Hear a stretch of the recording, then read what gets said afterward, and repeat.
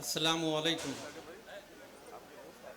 Ladies and gentlemen, our guest of honor, Mr. N.P. Singh, District Magistrate of Azamgarh, is here.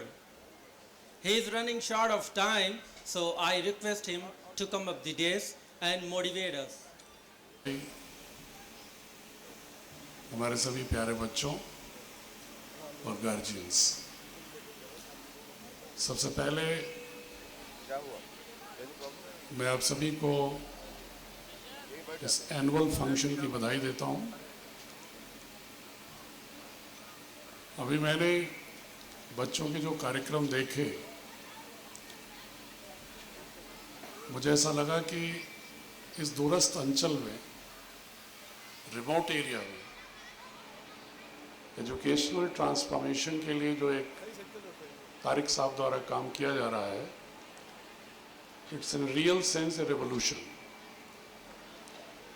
एक बहुत बड़ी शिक्षा के क्षेत्र में क्रांति है। मैं प्राय लोगों से कहता हूं जो अपनी जगह को, अपनी बर्थ प्लेस को छोड़कर जो किसी बड़े ऊंचे मकाम को हासिल कर लेते हैं, वो लौट करके अपने वापस उस वतन को नहीं देखते, अपने गांव को नहीं देखते हैं। उनके लिए हमने एक वेबसाइट शुरू किया है, मेरा गांव मेरा गौरव। और उनसे अक्सर मैं एक भावनात्मक अपील करता हूँ, इमोशनल अपील करता हूँ कि वो जो पगडंडियाँ हैं, वो जो बरगद के पेड़ है, वो जो मस्जिदें हैं, जो मंदिर हैं, जो चौरा है, जो डी बाबा है, वो जो धूल उड़ाती हुई पशुओं के झुंड हैं, जो बड़ा तालाब है, वो आपको अभी भी फिर याद कर रहा है। इसलिए हुजूर एक बार, जैसे अमिताभ बच्चन कहते हैं ना कि हुजूर एक बार गुजरात तो आइए, एक दिन यहाँ तो गुजारिए। मैं अक्सर लोगों से कहता हूँ कि हुजूर एक दिन अपने उस पुराने गांव में तो आइए, अपने अपने गांव में तो गुजारिए। मुझे नहीं लगता कि उससे बड़ी कोई प्लेस कोई हो सकती है। इसीलिए हमारे संस्कृत में भी कहा जाता है कि जननी जन्मभूमिश्री स्वर्गादपि गरीयसी। जहाँ पर आप पैदा होते हैं, जो उसकी मिट्टी होती है, वो किसी जन्नत से कम नहीं होती है। और उसको अगर आप उसका ऋण नहीं वापस करते हैं, उसका ब्याज नहीं वापस करते हैं, तो निश्चित रूप से आप किसी भी धर्म के मानने वाले नहीं हैं। अगर कोई ये कहता है कि हम इस्लाम को मानते हैं, सनातन धर्म को मानते हैं, बुद्धिज्म को मानते हैं, जैनिज्म को मानते हैं, तो मैं उसे कहता हूँ अगर तुमने ईश्वर के और खुदा के उस हुक्म को ही नहीं माना, उसकी इच्छा को ही नहीं माना, तो फिर कौन सा धर्म मानते हो? एक बहुत बड़ा सवाल मैं देख रहा था, इतना confidence. I am really influenced and impressed by the students here, especially one student who described the whole journey of APJ Kalam. He spoke in Hindi, brilliantly described every aspects of the life of APJ Kalam. इतने अच्छे से बात कर रहा था वो कि मुझे नहीं लग रहा था कि उसके शब्द में, उसके भाव में कहीं is there any disconnect is there. It was a complete resonance between the words and the spirit. उसी तरह से जो बच्चों से मैं देख रहा था when they were speaking in English, तो उनका जो एक बॉडी लैंग्वेज था, जो भाषा के साथ जो होता है, the word and the body language flavor both had perfect resonance. ये मैं तारिक साहब को बहुत ही I will congratulate him from the core of the heart कि actually he has done wonderful job here. हर भाषा मजबूत होती है, हर धर्म मजबूत होता है, क्योंकि जब आप उसकी स्पिरिट में जाओगे, in any religion, in any belief, in any faith, if you try to understand the nucleus soul of the faith, you will realize the peace is the central place. शांति उसका केंद्रीय बिंदु होता है, और वो उसी pursuit of peace, pursuit of knowledge is the foundation of every religion. हर धर्म का वही रास्ता है। अगर वेदों में कहते हैं अहिंसा परमो धर्म, वसुधैव कुटुंबकम, वनस्पति है शांति, मनुष्यों में नहीं वनस्पतियों, ग्रहों, नक्षत्रों में भी शांति की कल्पना करते हैं वेदों में। तो इस्लाम शब्द ही अरबिक के सिल्म शब्द का प्रतीक है, जिसका अर्थ होता है पीस। वो व्यक्ति अगर कोई कहता है कि मैं इस्लामिक हूं, मैं मुस्लिम हूं, अगर वो पीस लवर नहीं है तो fundamentally can't say himself ethically he is a Muslim, he cannot say. और इसीलिए अगर आपने देखा होगा, हम तो चूंकि उर्दू अरबिक के अध्येता नहीं है, बट जो कुछ भी कुरान को, शरिया को हमने इंग्लिश ट्रांसलेशन में पढ़ा है, देखा है, बहुत सारे इंटरप्रिटेशंस देखे हैं, जो कुछ अंडरस्टैंडिंग मेरी है वो मैं समझता हूं कि आप जब अल्लाह ताला की बात करते हैं तो उसकी बात ही करते हैं, is not only creator, he is not only sustainer of all, he is not only supreme of all things, but बार बार हम कहते हैं रहम वाला, कि बहुत ही दया वाला है, वो जो सब में है, सब कुछ है, सबका निर्माता है और बहुत ही दयावान है। जब हम मैसेंजर की बात करते हैं पैगंबर साहब की, तो हर बार उनका नाम लेने के साथ साथ हम कहते हैं let the Allah be peace upon him, शांति की बात ही करते हैं।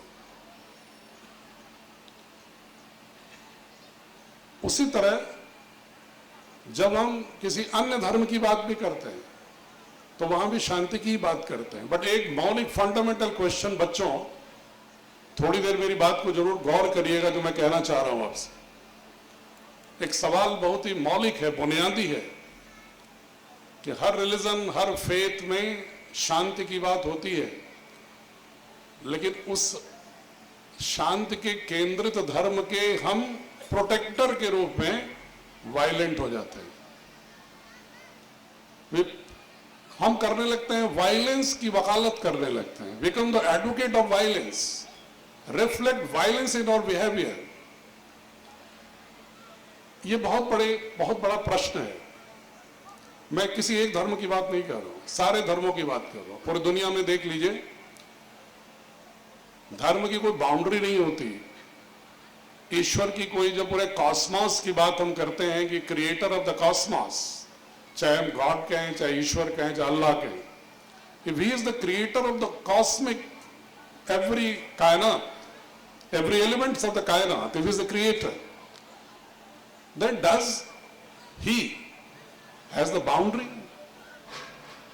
जब उसकी कोई बाउंड्री नहीं है तो फिर हम उसका घर बनाने के लिए, उसकी इबादत जगह बनाने के लिए क्यों लड़ते रहते हैं आपस में? हम ईशोपनिषद, जो एक सनातन धर्म का बहुत बड़ा उपनिषद का एक बड़ा वाक्य है, ईसा वाश्यविदम सर्वम यत् किंचित जगत्याम जगत, संसार में जो कुछ है ईश का स्वरूप है। कुरान भी बार बार यही कहता है अल्लाह के विषय में। मैंने जितना पढ़ा कुरान को, मैंने जब एक बार गिनने की कोशिश किया तो मुझे लगा कि लगभग 150 जगहों पर पीस की बात है। अगर हम 45 टाइम्स अल रहीम कहते हैं तो 55 टाइम्स अल रहीम भी कहते हैं। उसी तरह हम जो अभी वाक्य हमने पढ़ा, ईशोपनिषद कहता है, और उसी तरह वेदांत कहता है, हिंदू दर्शन का, अहम ब्रह्मास्मि, मैं ब्रह्म हूं। उपनिषद कहता है तत्त्वमसि, तत्त्वमसि। मैं इसलिए आपको समझाना चाह रहा हूं बच्चों, जो हिंदू धर्म में और इस देश का सबसे बड़ा संकट है, मैं अगर खुल के बात करूं, not only as bureaucrat but as sincere responsible citizen of the country, The basic crisis is here, how to build trust between two major communities of the country.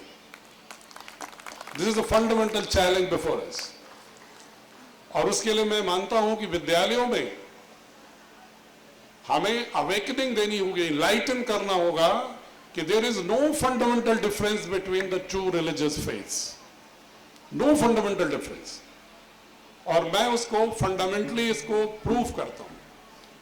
मुझे कभी कभी इस्लामिक सेंटर दिल्ली का भी, चूंकि मेंबर हूं मैं, मुझे कभी कभी मौका मिलता है वहां भी बातें कहने का अपनी, तो मैं उनसे बार बार ये कहता हूं, you go through Vedanta, you go through Ishopanishad, you go through the Sankhya Darshan of Indian philosophy, you will find the same embedded spirit in those philosophies which messenger of God in 7th century have given us the gift of Allah Ta'ala's Quran. Same spirit you will find. उपनिषद और वेदांत भी कहते हैं अहम ब्रह्मास्मि, कि we are the integral part of the God, created by the God. And in every element of the cosmos, God is there. अल्लाह सबको बनाने वाला। हम हमेशा कहते हैं कि ईश्वर बहुत दयालु है, और आप भी कहते हैं अल रहीम, अल रहीम। I don't think any fundamental difference between the two core philosophies. उसके कपड़े की बात कर सकते हैं। आज जितने लोग बैठे हैं यहां पर, सब लोग अलग अलग तरीके के कपड़े पहने हुए हैं, अलग अलग तरीके के कुजाइंस, खाने को हम पसंद करते हैं, अलग अलग तरीके के हमारी पसंद नापसंद होती है वर्ल्डली अफेयर्स में। इसका मतलब तो ये नहीं कि हम इंसान नहीं। क्या हम फिजिकल अपीयरेंस में एक हैं? क्या नाखून से लेकर के शिखा तक कोई भी दो व्यक्ति, this is the benchmarking of God, benchmarking of Allah ताला, you will not find all similarities even between two identities. There is a distinctive intrinsic characteristics between two personalities always. जरूर कोई न कोई अंतर दिखेगा. This is a benchmarking for the distinction of the personality. इसका मतलब ये तो नहीं कि हम लोग ह्यूमन बीइंग नहीं। इसलिए क्या हम फिजिकल अपीयरेंस पर, छोटी छोटी बातों पर, छोटे छोटे इख्तलाफ पर क्या हम फसाद करेंगे? क्या हम उनको डायलॉग से नहीं खत्म कर सकते? Can't we resolve it through democratic way? ऐसा नहीं हो सकता क्या? ऐसा इस देश ने बहुत बार किया है। और मैं हमेशा एजुकेशनल इंस्टीट्यूशन से यही कहता हूं, अपील करता हूं कि educational institutions role is not only to create consumer oriented corporate citizen, but the primary duty is to enable the child to become a constitutional citizen. और constitutional citizen होने का मतलब क्या है? Fundamental, we should believe in the sovereignty of the country, we should feel ourselves as the part of we people of India, which is the fundamental first line of the constitution. We people of India, हम भारत के लोग, उसका हिस्सा महसूस करना, believing in the sovereignty, protecting the sovereignty is the fundamental primary enabling capacity of any citizen of the country. Number two, we must believe in secularism. What is secularism? हमारा secularism is not like European secularism. Europe में लोग church की जो सत्ता का प्रभाव था, सत्ता पर, पॉलिटिकल अथॉरिटी पर, उससे लोग बहुत ही क्षुब्ध हो चुके थे। इसलिए जो secularism in Europe cropped up against the feeling of church, dominance of church, इसलिए ये फिलॉसफी आई कि the state should keep away from all religious activities. तो that secularism is different in that particular need, necessity. हमारा secularism क्या है? जो गांधी कहते थे, ईश्वर अल्लाह तेरो नाम। हमारा सेकुलरिज्म ये है, अलग अलग धर्मों में विश्वास करने वाले लोग अपना अपना विश्वास करो, but there must be some uniformity on core issues of national agenda. एक दूसरे के प्रति मोहब्बत होनी चाहिए। मैं अक्सर ये कहता हूं कि अगर आपने अल्लाह के लिए कुछ नाम लिया और उसी अल्लाह का नाम कोई और लेता है और उससे अगर आप घृणा करते हो तो फिर ये अल्लाह की भी तौहीन है।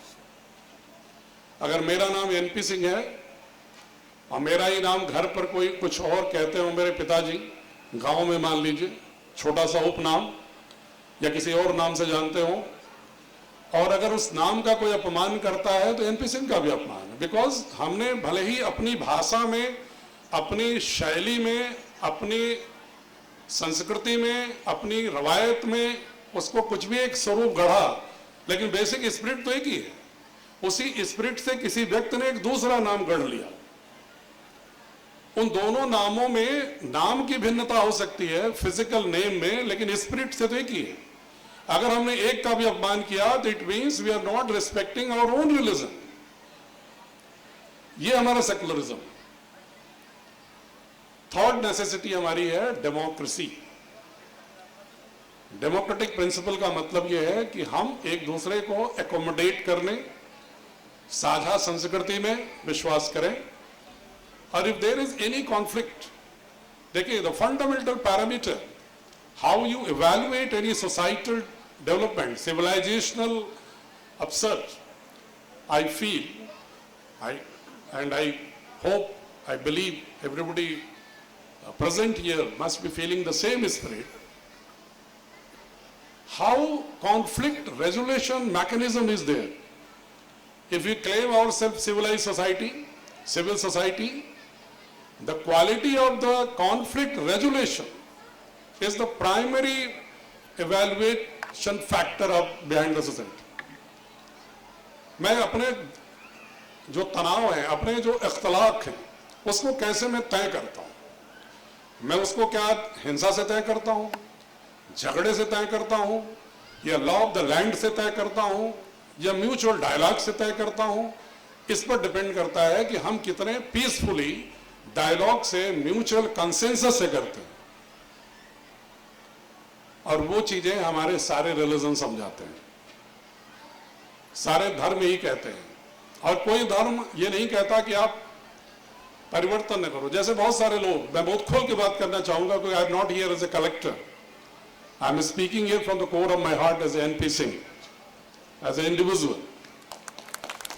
अगर मैं खोल के बात करूं तो बहुत सारे लोग कहते हैं मुझसे भी, जब कभी तर्क होता है, जो those who do not know about Islam, वो कहते हैं Islam is a very tight compartmented religion, it doesn't have any scope of change, any scope of rationality, any scope of further rationality and change. Sometimes they blame about it. मैं उनसे कहता हूं नहीं, Islam is a very dynamic, thriving and progressive religion. How? I will prove it. How it is? It is not I am saying because I am here amongst the students of Muslim community or any college of by Tariq Azam. I do believe from the core of the heart, because as a physicist, I am a student of physics. Particle physicist, मैं बच्चों से बताना चाहूंगा, थोड़ा सा concentrate करिएगा, तो थोड़ा हायर लेवल के स्टूडेंट हैं, हाई स्कूल वगैरह के जो होंगे 8th 9th के।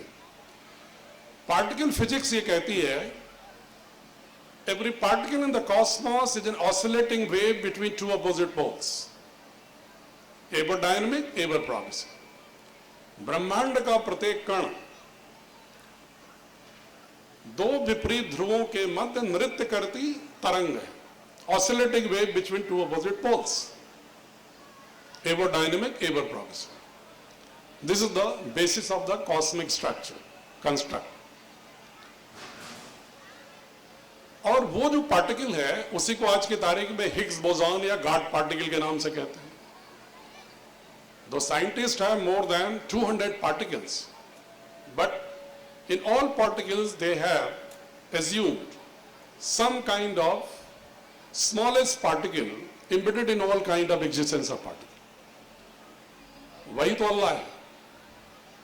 अगर इतने 1300 साल पहले, 1400 साल पहले अगर पैगंबर ने अल्लाह ताला के माध्यम से ये कहा कि सब कुछ अल्लाह का है, यही तो स्पिरिट है, साइंटिफिक टेम्परामेंट, कि कोई दूसरा इसको क्लेम नहीं कर सकता क्रिएटर होने का, सस्टेनर होने का। Only one force is there. और जितने भी नोबेल प्राइज के जो साइंस के लोग हैं वो इसी में लगे रहे कि कैसे हम ये प्रूफ करें कि fundamental forces are one.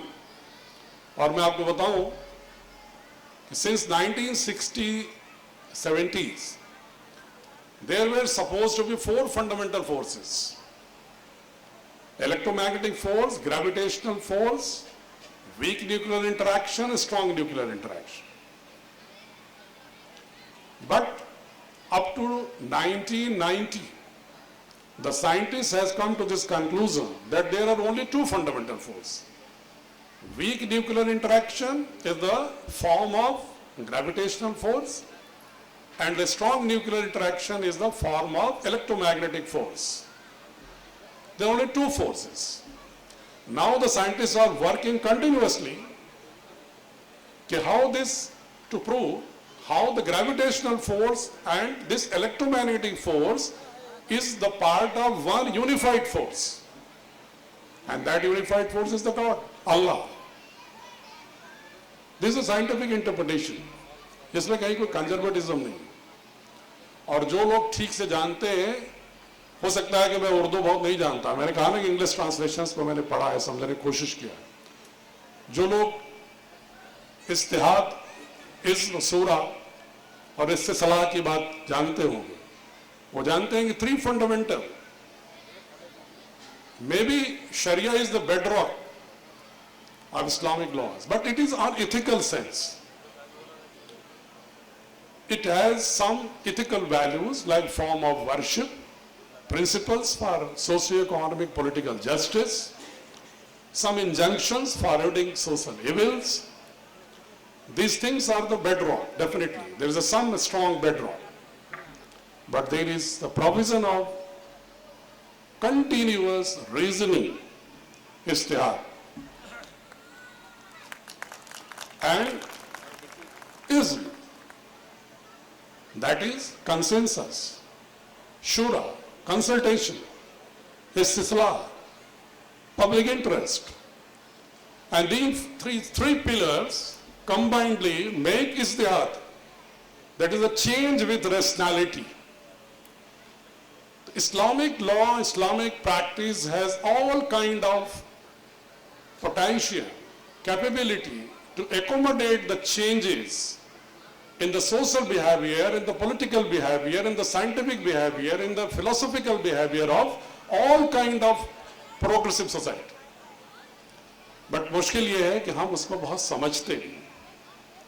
Similarly, Hinduism, हमने शुरुआत की यात्रा कि ईश्वर सब में है, और उसकी शुरुआत होते होते कहां पहुंच गए? अनटचेबिलिटी तक पहुंच गए। That equality ended in a social cruelty like untouchability. Why?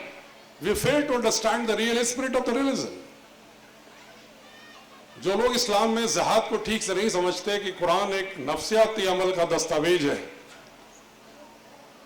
वो जाहिरा तौर पर जिहाद की जो डेफिनेशन उससे कंफ्यूज हो जाते हैं। वो नहीं समझते कि जिहाद अपने नफ्स के खिलाफ उठ खड़े होने का नाम है। वो they confuse with Islam. They believe कि जैसे जिसको कोई इख्तिलाफ हो उसके खिलाफ जंग लड़ दो वो जिहाद है। No, I don't think there is any provision in very word in the messengers Allah Ta'ala's Quran. I don't feel there is any. This is the basis of socio-economic transformation. जो मैं कहना चाह रहा था only this, कि हम आजकल बच्चों को जो स्टूडेंट बनाते हैं वो एक या तो हिंदू बना देते हैं या मुसलमान बना देते हैं, या तो उन्हें हम एक कॉर्पोरेट सिटीजन के रूप में खड़ा कर देते हैं पैकेज के रूप में। लड़का क्या करता है? 15 लाख का पैकेज है। Whether is a human being और not, is a package, economic package. शादी ब्याह भी करते हैं, पूछते हैं लड़का क्या कर रहा है, 20 lakh package. But he is not now he is not a human being. He is an economic package. We are not creating sensitive citizens. We are not creating creative citizens. We are not creating constitutional citizens. We are creating somewhere promoting the divisive forces amongst the minds of the people. इसलिए मैं चर्चा कर रहा हूं। मैं कुछ सोच के नहीं आया था क्या बोलूंगा, बट लेकिन जब बच्चों को मैंने देखा परफॉर्म करते हुए, तारिक साहब का स्कूल जाके अंदर से देखा, तो मुझे लगा कि जो लोग चर्चा करते हैं, मैं मदनी साहब की मैं भी कई जलसों में दारुल उलूम में भी बोलने का मौका मिला था मुझे, तो अक्सर एक बहस छुड़ती है वहां दीनी तालीम और दुनियावी तालीम। तो अक्सर मैं उस पर उनसे भी कहता था कि दीनी तालीम कहां पर इस्लाम में दीनी और दुनियावी का डिवीजन कहां लिखा है, मुझे दिखाओ। मतलब मैं जितना पढ़ पाया हूं मैं तो नहीं देखा हूं। दुनियावी तालीम जिसे कहते हैं उसका शायद मतलब ये होगा, जिसको कि हम लोग भी कहते हैं सांसारिक रूप से सामाजिक बुराइयां जो आ जाती हैं, उन इविल्स को मत टच करो, उससे मतलब है दुनियावी। दीन से जुड़े रहो। Your soul must be connected with Allah. उसको ही समर्पित होकर के सरेंडर करके काम करो, यह मतलब है दीनी तालीम का। लेकिन दीनी तालीम का यह मतलब नहीं है कि जो यूजफुल एजुकेशन है उससे भी अपने को डिप्राइव करो। Capability deprivation is the source of poverty. If you are deprived from the basic capability in the system, you will fail as a whole society. अगर आपको कैपेबिलिटी डिप्राइवेशन से बाहर निकलना है, जिसको इस्लाम में भी यूजफुल एजुकेशन की वकालत की गई है। There is only division of knowledge, useful and unuseful. If anything useful, if you need it to capacitate yourself, to enable yourself to emerge as a powerful society in the system, definitely you have to go through that education. You must know the languages. अगर अलबर्नी आकर के यहाँ आर्यभट्ट के सिद्धांतों को पढ़ सकते हैं और ले जाकर के शून्य को वहां तक पहुंचा सकते हैं, अगर फाहियान और वेन्सान हमारे बुद्धिज्म को ले जाकर के चाइना के कन्फ्यूशियस के साथ फ्लेवर बना सकता है, और जिसके माध्यम से कन्फ्यूशियस प्लस बुद्धिज्म, नियो कन्फ्यूसिज्म, जो पूरी चाइना की सोशियो इकोनॉमिक ट्रांसफॉर्मेशन की नींव रखता है, अगर कोई फिलोसॉफिकल उसमें देखेगा तो जब तक कन्फ्यूसिज्म था, China was not able to transform itself, but the impact of Buddhism with the mixed chemistry of the Buddhism, when Confucianism plus Buddhism became a neo Confucianism, then the progressive thoughts were there. इसी तरह जब Catholic जो progressive की ओर आए, then capitalism emerged in the society. इसलिए we have to be capable and enabling our students to avoid any possible capability deprivation in the future. We have to connect them, engage them constructively with the modern education.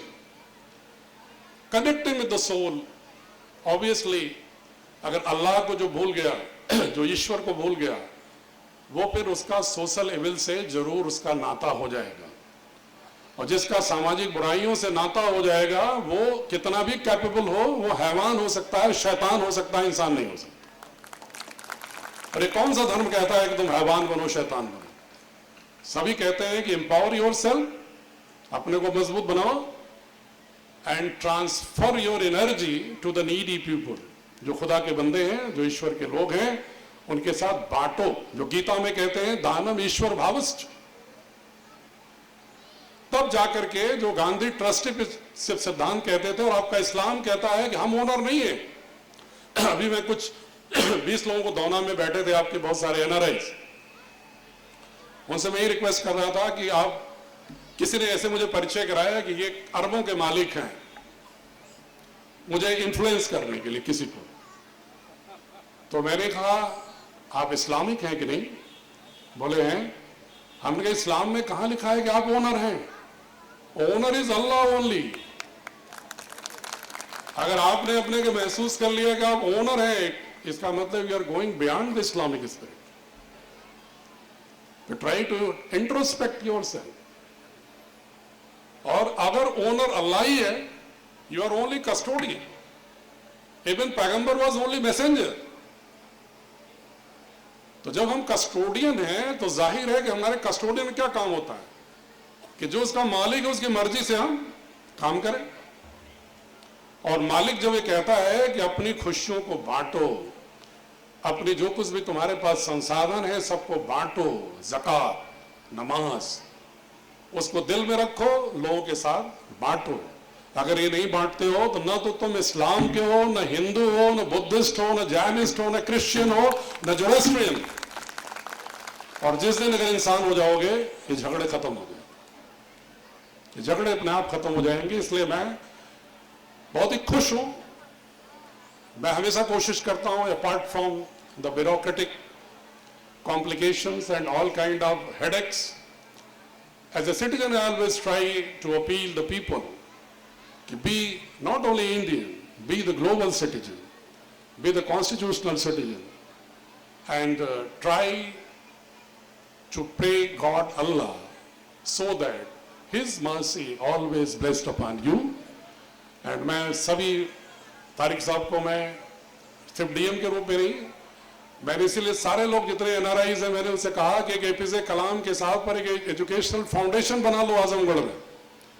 और all NRIs जिनको कि अल्लाह ताला ने थोड़ी थोड़ी ताकतें दी हैं, जिन पर खुदाई बरकतें बरप रही हैं जिनके ऊपर, उनसे मैंने अनुरोध किया कि तुम उसके मेंबर हो जाओ और एक कमेटी बना लो, डीएम को ट्यूटुलर नॉमिनल हेड बना दो।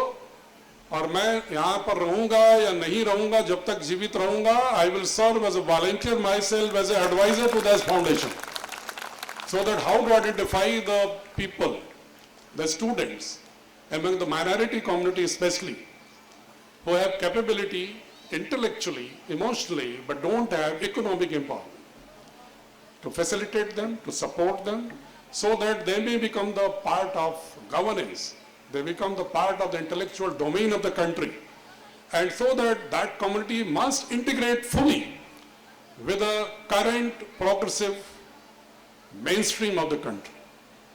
और वो जब तक नहीं होगा, और कलाम साहब से बढ़िया मुझे नाम सूझा नहीं, इसलिए मैंने उनसे कहा उनके नाम पर करो। And I am happy to say that 35 people have agreed to join the foundation, and on 26 January I am going to launch that, and I hope that will flourish. Allah की मेहरबानी चाहिए, वैसे भी वो रहम वाला है, कोई अच्छा काम करने पर तो रहम तो आती ही है उसे, बुरा काम करने वाले को कभी कभी माफ कर देता है अगर उसकी बात एक बार उसके शरण में चले जाओ। मैसेंजर से जब किसी ने पूछा कि क्या अल्लाह रहम वाला है या क्रूएल है, तो उन्होंने कहा कि माँ अपने बच्चे को जिसको दूध पिलाती है, उसकी सेवा करती है, उसकी हिफाजत करती है, क्या उसको हेल फायर में डाल सकती है क्या? उसने कहा नहीं। फिर बोले तुम अल्लाह को कैसे उम्मीद करते हो कि तुम्हारे पर रहम नहीं करे? ये बार सोच के तो देखो। तो मैं मानता हूं कि don't feel yourself owner, feel custodian of the resources blessed by the Allah upon you, and try to distribute it, try to establish the distributional justice amongst the different ladders and communities, so that the country may flourish, and we give these students, these new siblings, as an environment, enabling environment to empower themselves and to make the nation as a whole the most empowered nation, most socially progressed nation, so that our country may be on the top of the SPI, Social Progress Index, evaluation parameter by the Europeans, and we can say proudly, yes, we are the Indians and we are the part of the we people of India, which the Constitution proclaims and expect from us. Thank you very much.